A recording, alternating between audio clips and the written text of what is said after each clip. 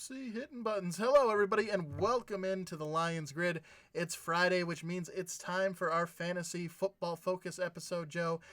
Happy to have you back on the show today, and looking forward to going over some picks here. This should be a little bit faster than our previous fantasy football focus videos. Those tended to creep up there a little bit because what we do here on the show for this particular episode is each week we look at a different fantasy football expert, and we go ahead and walk you through their picks for stardom and situm.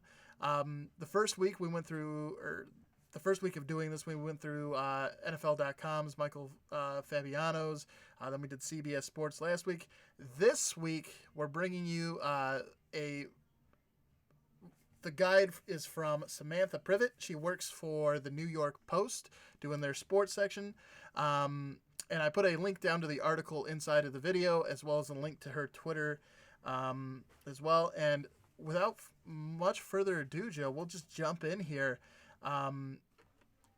Starting off with her recommendation for stardom. So she is going with Jacoby Brissett against, of course, he is the QB for the Indianapolis Colts. They'll be playing the Kansas City Chiefs. Last week, he threw 3 touchdown passes, and that was without his top receiver, T.Y. Hilton, who should be returning for this weekend's game against the Chiefs. They did lean pretty heavy on Marlon Mack, but once he left the game, the game plan at the beginning of the game was use a lot of Marlon Mack. He left the game with an injury, and then it sort of shifted over to being on Jacoby Brissett's arm. And, of course, last week, Matt Stafford and the Detroit Lions had some success throwing the ball. So, Joe, it could be a big week here for Jacoby Brissett going up against the Chiefs defense that certainly gives up quite a few yards. Oh, yeah. Chiefs passing defense gave up yards, touchdowns, 0 interceptions to Stafford. Briskett's, younger quarterback developing in the league. But one thing that's definitely going to be able to help him is the poor rush defense as well. Mm-hmm. And having a solid running back in Marlon Mack, and he can, get some yardage, and you can run the play action. You can, throw the ball on 1st and 10. You can run the ball on 2nd and 5, and, just create a good game plan. But I agree with the decision of saying start Jacoby Brissett against Kansas City because, Kansas City is right there with Detroit as one of the worst defensive teams in the league. So, it's no doubt that he's going to have, a bigger day than usual against a pretty bad defense. Yeah, certainly. A team that gives up a lot of yards, that can certainly translate into quite a few fantasy football points. Overall, the Colts on the season, they're sitting at 2-2. Of course, the big news at the beginning of the season was Andrew Luck retiring, so Jacoby Brissett having to step in and fill that void. Has done a fairly decent job here through the early part of the season. So, I think if you've had him on your fantasy team and you've been starting him, he's definitely not the worst quarterback you can have in it from a fantasy perspective. So certainly an appetizing matchup here against, as to your point, Joe, one of the defenses in the league that has been rather poor here through the early part of the season. On the situm side of things, we got Daniel Jones. He's, of course, the New York Giants QB. He had a pretty good debut against Tampa Bay in Week 3. But as he's affectionately known, Danny Dimes did sort of struggle last week against Washington. He threw 2 interceptions. And now he's going to be going up against the Minnesota Vikings this week, and a defense that is much better than Washington. It's going to be interesting. I think overall he should be a decent play moving forward. The only other defense on his fantasy roster on his schedule from a fantasy perspective that you might want to avoid is when they play the Patriots later on this season. But Minnesota has been one of the top defenses, Joe. It's going to be interesting to see how the rookie does against some top talent. Yeah, Daniel Jones has played, fairly good at the quarterback position in his 2 weeks playing there, and Minnesota, one of the better defenses in the league. Last week they gave up, I think, 16 to Chicago. Chicago's offense hasn't been that effective. I can see Daniel Jones having an average day, not a big day, because it is Minnesota's defense, and they play effective football. So I think they're going to put the rush on them. We see what Minnesota did to Atlanta in Week 1, and they got to the quarterback, created pressure, got interceptions, turnovers, and just created havoc for Matt Ryan. So if they can startle the rookie and they can, get him uncomfortable in the pocket, Minnesota's defense could have a good day, and Daniel Jones might face one of his bad outings that he might have in his rookie season. Yeah, I think it's certainly the toughest defense he's going to see, and obviously he's played Tampa Bay and Washington. So, Tampa Bay is one of those teams where you're not really going to sure what you get out of them each week. Sometimes they play really well, other times they don't play. They sort of seem like they didn't show up that day. But going to be a challenge for Daniel Jones going up against Minnesota here.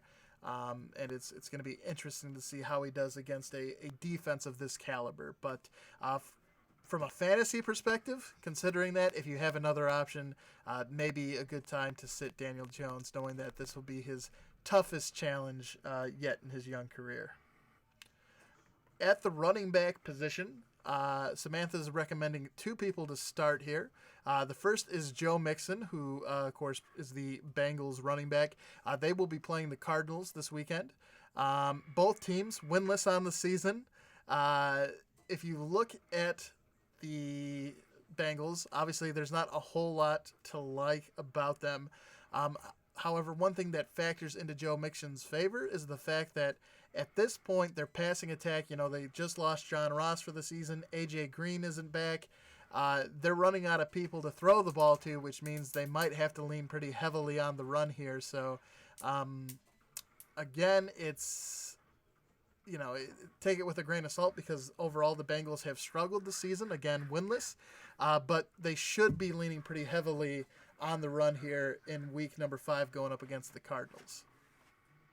Yeah, to me, when you look at the Cincinnati Bengals, Andy Dalton is, now what we would say as a mid-range quarterback, between, 14 and 22 ranking of best quarterbacks in the league.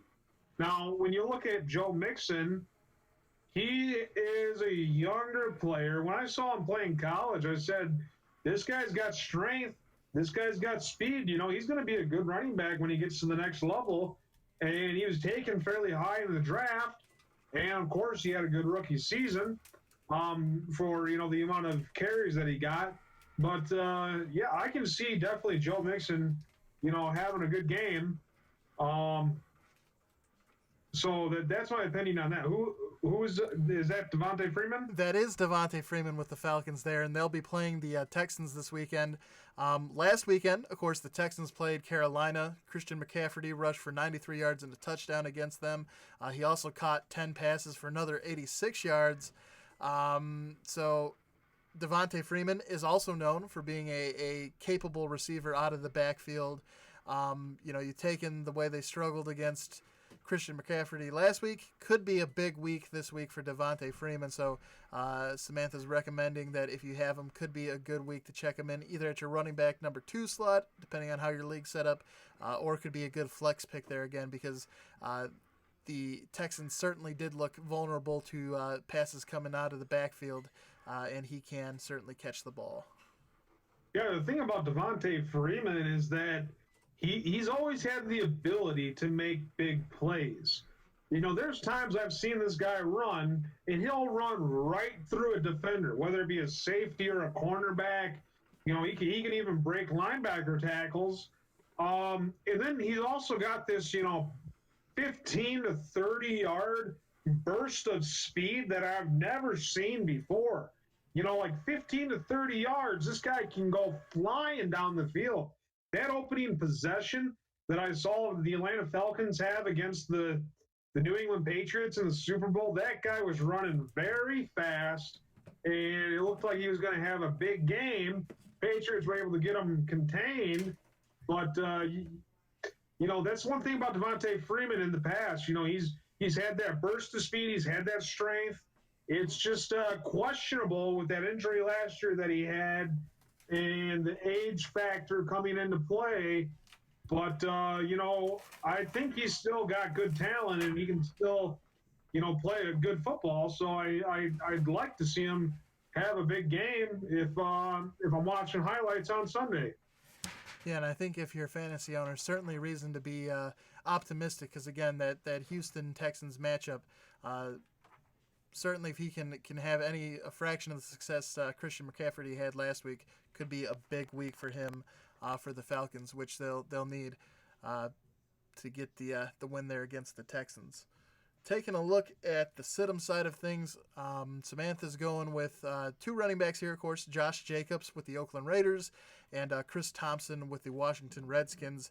Taking a look at Josh Jacobs first, Joe, the Raiders are playing the Bears over in London, and it's no surprise, or I guess no secret, that Chicago has one of the top rush defenses in the league.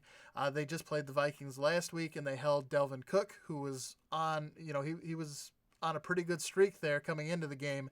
They held him to 35 yards on 14 attempts. He did manage to get a rushing touchdown when they were in the red zone, but overall, they sort of locked him down from a fantasy perspective. So Josh Jacobs going up against the Bears defense this weekend certainly could be a reason there if you have another running back to get in.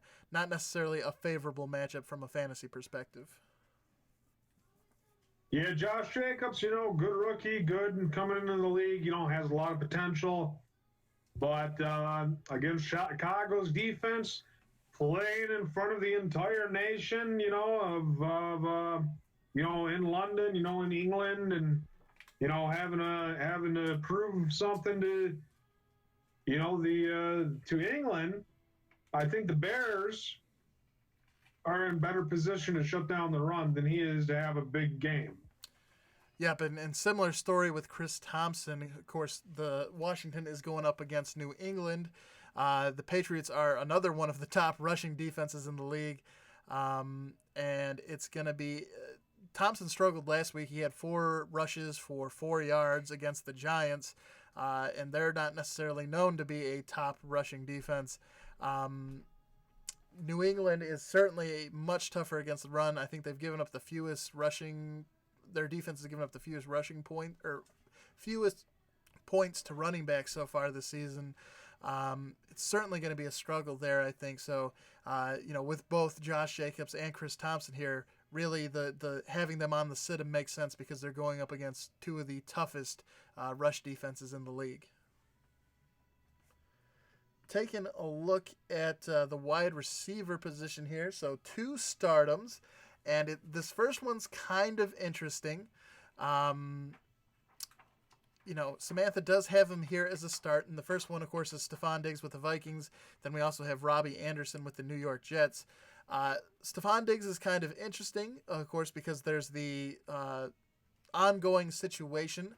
Mike Zimmer wasn't able to say for certain whether or not Stephon Diggs would be a go in this game. Of course, he's having some discontent with the Vikings organization right now, possibly wanting a trade out of Minnesota. So, if he does play, perhaps he does have quite the day. I would imagine if he is in the starting lineup, Kirk Cousins, Mike Zimmer, the Vikings offense may try and feature him heavily to try and reduce some of that anger he's currently feeling with the team. But certainly one you're going to want to keep an eye on to see whether or not he is going to be a go for the game on Sunday. But like I said, he could be featured rather heavily this week to try and mend some of those broken bridges that currently exist between Stephon Diggs and the organization. Yeah, he's been there for a while. He's played good at the receiver position, and he's been able to catch the ball, have big games, have big seasons. I feel like he's established himself as the go-to receiver, the number 1 receiver on the Vikings. And, with the team that's not really oriented with like star ability or superstar ability on the offensive side of the ball, or even on the defensive side of the ball. I talked about this, when we do Kings of the North, that Minnesota is like a team.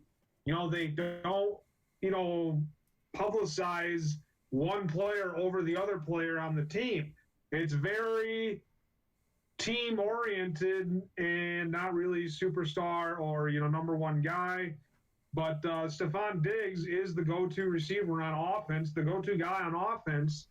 So I can see why they are going to say, okay, well, maybe we can, start featuring Diggs more, game planning against other teams with his ability. So perhaps that's the reason why he's ranked to get the start. And this other guy looks like he's from the Jets. Yep, we got Robbie Anderson here from the Jets. Of course, they'll be playing the Philadelphia Eagles.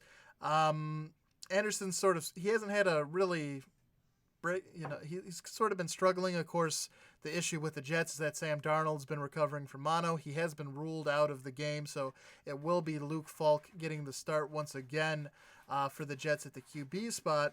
But last week he struggled because they were playing the Patriots, and when you have Stephon Gilmore on you, you're going to struggle. They're playing the Eagles this week, and the Eagles secondary has certainly given up quite a few points to wide receivers. You saw Devontae Adams last Thursday night have a pretty big game before he left that game with an injury. They're beat up in the secondary. It's certainly, there's an opportunity for Robbie Anderson to have a good game simply because he's one of the few weapons they have in that passing game. True, it will be their backup quarterback there, but I think the reason that he's in here is as sort of a wide receiver 3 potential flex pick is because of the fact that it's going to be sort of quantity in that offense. If the Jets are going to be throwing the ball, they'll likely be throwing to him, and the Eagles secondary is pretty banged up, so there's certainly a little bit of a recipe there for success for Robbie Anderson from a fantasy perspective. Perhaps, but I can't. If I had Robbie Anderson, I'd probably have to play him because of the ranking system of saying start him. But, if I have a better option, somebody who's, projected 10, if this guy's projected 10, I'm going to go with the other guy because I have no faith whatsoever with the Jets offense and the passing game that I have a hard time believing that if they have a go-to wide receiver – that he's going to have a big game or that he's going to get a touchdown or he's going to get 100 yards. I feel like the Jets are so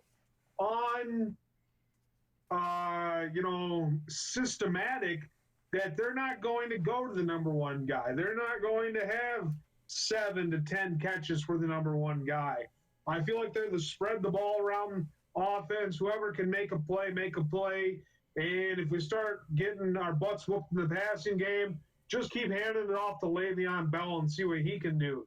So, I don't trust the Jets passing game. So I'd say I differ with this one. But if I had a, 10-10, player of this guy's projected 10, this guy's projected 10, maybe I'd take the advice, but I'm not in that situation, so I don't know. Yeah, certainly I think if you're in the position where you're struggling to find a person to step up as your third wide receiver, if you're considering Robbie Anderson as a person to fill that slot.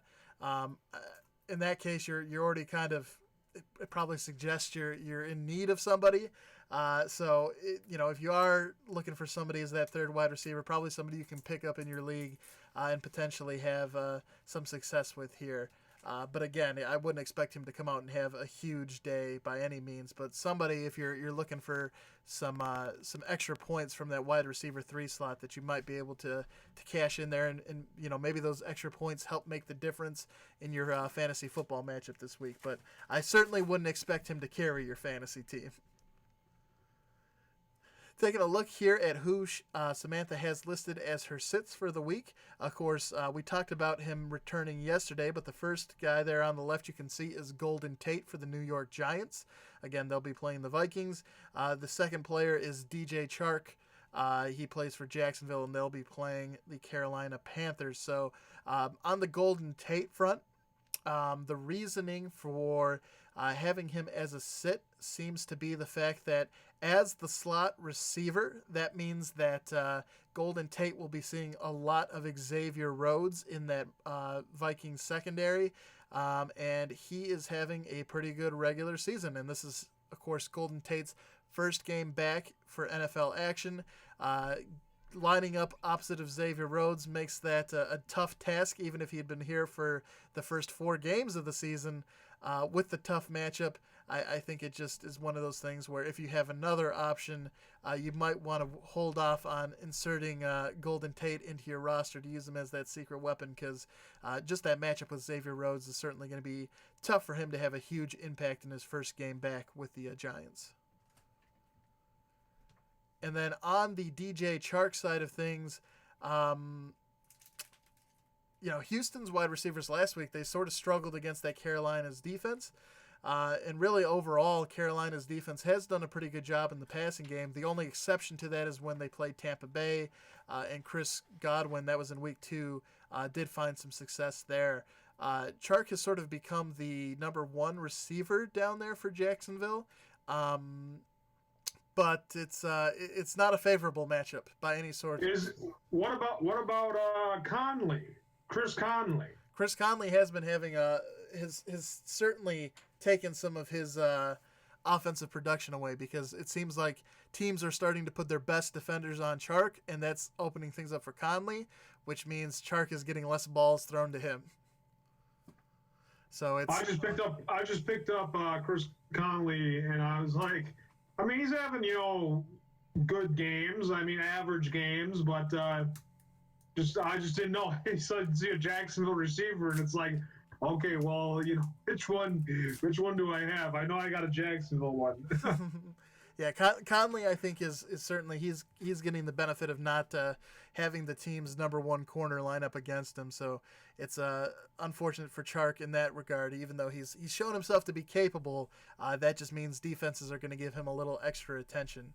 But maybe if Conley keeps having big games, then some of that might help shift some of the attention off of him.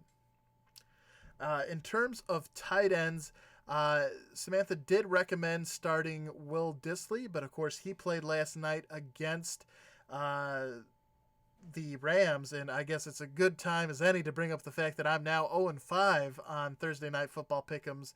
Joe picking up his second correct choice of the year, so he improves to 2-5. I, meanwhile, am still looking for 2-3. No, there's been 5 Thursday Night Football games. Yeah, but I can't be 2-5. That means there's been 7. No, you've gotten 2 out of 5, so you've gotten 2 right out of the 5 we've had. Yeah, but my record is 2-3. Yeah, your record would be 2-3. Yep. I got you now. We're on the same page. Yep. So Joe's 2-3. I'm 0-5. It's been rough. We'll have to see how it goes here next week. I don't have a whole lot of faith, but so the sit pick, Will Dissly, of course, he's already played. So here on the sit-em side of things, and Joe, I know you have him, I believe, in our Marheine Family Fantasy Football League. Delaney Walker, they're recommending to sit him this week. He started out the season pretty strong. He had 2 touchdown games against the Browns, but ever since then, it's been kind of quiet for him. And, of course, the Tennessee Titans are playing the Buffalo Bills, who are they even showed last week holding the Patriots to just 19 points, a pretty solid defense. I would say Delaney Walker's usually a pretty middle-of-the-pack tight end 1, but going up against the tough defense here, the Bills have only allowed 76 total yards and 0 touchdowns to tight ends through the first 4 weeks of the season. If you have another option, it may be a good week to consider putting someone in there to start at tight end. Yeah, there's Chicago's tight end. There's Chicago's tight end, but Delaney Walker, he's always predicted 10. He's always predicted like 10 points or something, but there's other tight ends that are a little bit might be a better choice than him this week.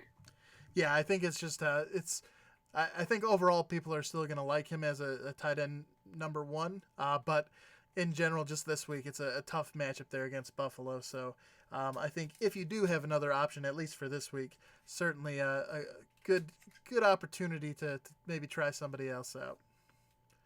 On the defense/specialist team side of things, Samantha's recommending that you start the San Francisco 49ers defense/special teams against the Cleveland Browns. Of course, they're playing on Monday Night Football. But overall, the 49ers 3-0. A lot of talk has been about their offense, but their defense has been surprisingly good, holding opposing teams to an average of 16 points per game. The Browns' offensive line has looked horrible through the first part of the season. You're never really sure which Cleveland Browns team you're going to get. Last week against the Ravens, they looked really good. Other weeks they've struggled. I can see why this is an attractive option to start them if you have them, because again, San Francisco's defense is playing pretty consistent, pretty good football, and the Browns have shown that they can certainly lay an egg any given week.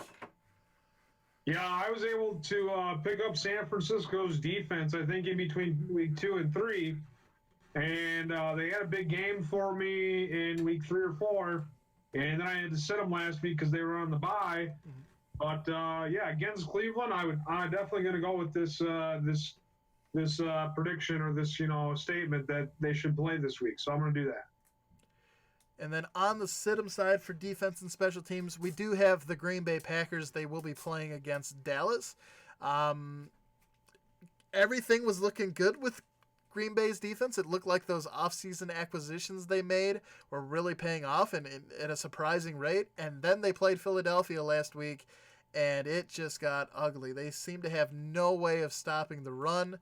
They were able to run for 187 yards and 3 touchdowns.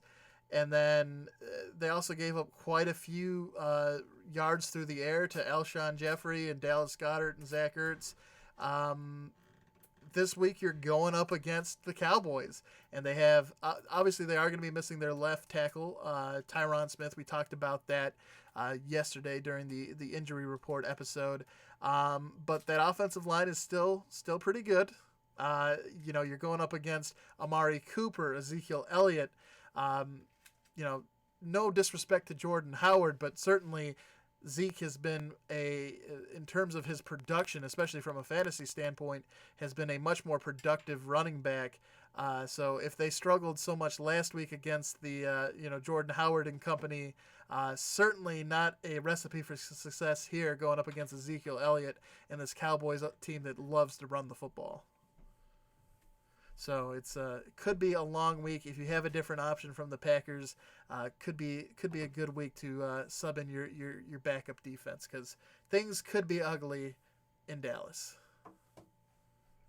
On the flip side of that, though, if you do have Aaron Rodgers or anybody in that offense, this game could easily devolve into a shootout, and that would be could be big for the offensive side of things. But in terms of the defense, I don't have real high expectations heading into this game, but we'll have to see, because, I didn't really have high expectations for the Packers defense heading into the season, and those first 3 games, they certainly did play rather well, so we'll have to see if they can figure things out here for week 5, or if they're going to continue to struggle with the things they did against Philadelphia. But all things that remain to be seen on Sunday's games. So those were Samantha's picks for the Stardom and Situm. As mentioned, there is a link down to the full article in the video, so you can check out the article if you want. There's also a link to her Twitter if you want to follow that.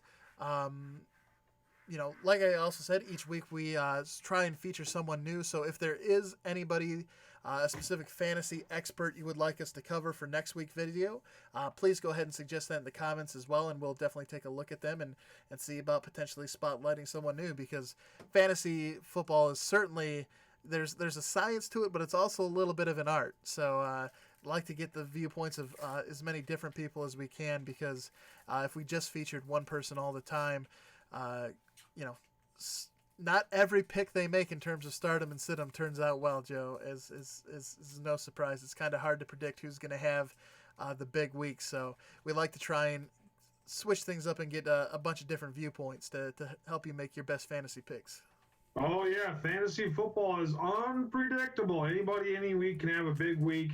You like to choose guys that don't get injured, then you like to choose guys that don't quit or get released from their team like Antonio Brown, or injuries like Saquon Barkley, or just any type of scenario that causes your team to deplete throughout the course of the season. But that's what makes it fun and interesting.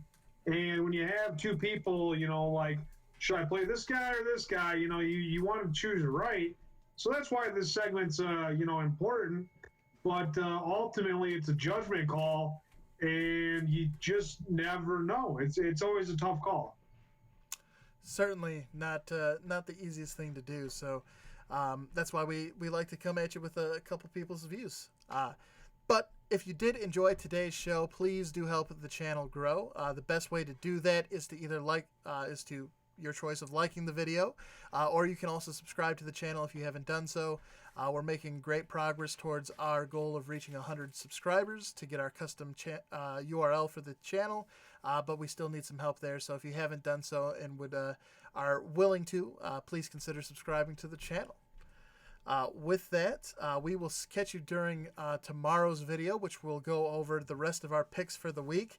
Of course, Joe's hard charging and getting that second Thursday night football pick is continuing to put the pressure on me here from a pick'em perspective. So gonna need to come out with some spicy picks here this week so I can fend Joe off, because he's certainly been closing the gap here. So we'll have to see.